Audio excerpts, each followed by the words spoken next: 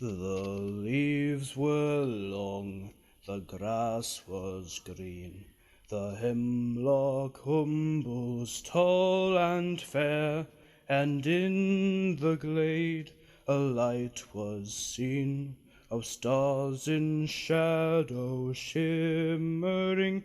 Tinuviel was dancing there to music of a pipe unseen, and light of stars was in her hair, and in her raiment glimmering. There Beren came from mountains cold, and lost he wandered under leaves, and where the elven river rolled, he walked alone and sorrowing. He peered between the hemlock leaves, and saw in wonder flowers of gold upon her mantle and her sleeves, and her hair like shadow following. Enchantment healed his weary feet, that over hills were doomed to roam, and forth he hastened strong and fleet, and grasped at moonbeams glistening, through woven woods in elven home she lightly fled on dancing feet, and left him lonely still to roam in the silent forest listening.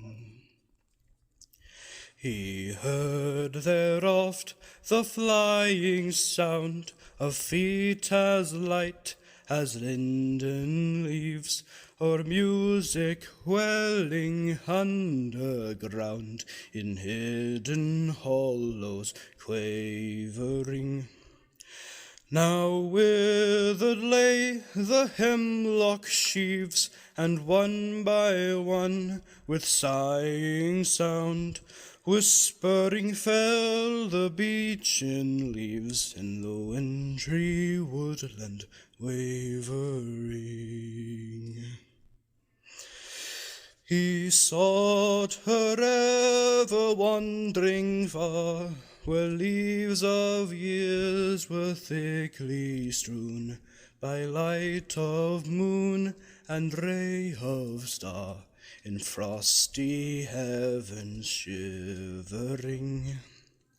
Her mantle glinted in the moon, as on a hilltop high and far she danced, and at her feet was strewn a mist of silver quivering. When winter passed, she came again, and her song released the sudden spring, like rising lark and falling rain, and melting water bubbling. He saw the elven flowers spring about her feet and healed again. He longed by her to dance and sing upon the grass untroubling. Again she fled, but swift he came. Tinuviel, Tinuviel, he called her by her elvish name, and there she halted, listening. One moment stood she, and a spell his voice laid on her. Beren came, and doom fell on Tinuviel, that in his arms lay glistening. As Beren looked into her eyes, within the shadows of her hair, the trembling starlight of the skies, he saw there mirrored, shimmering, Genuviel, the elven fair, immortal maiden, elven wise. About him cast her shadowy hair, and arms like silver glimmering. Long was the way that fate them bore, o'er stony mountains cold and grey, through halls of iron and darkling door, and woods of nightshade morrowless. The sundering seas between them lay, and yet at last they met once more.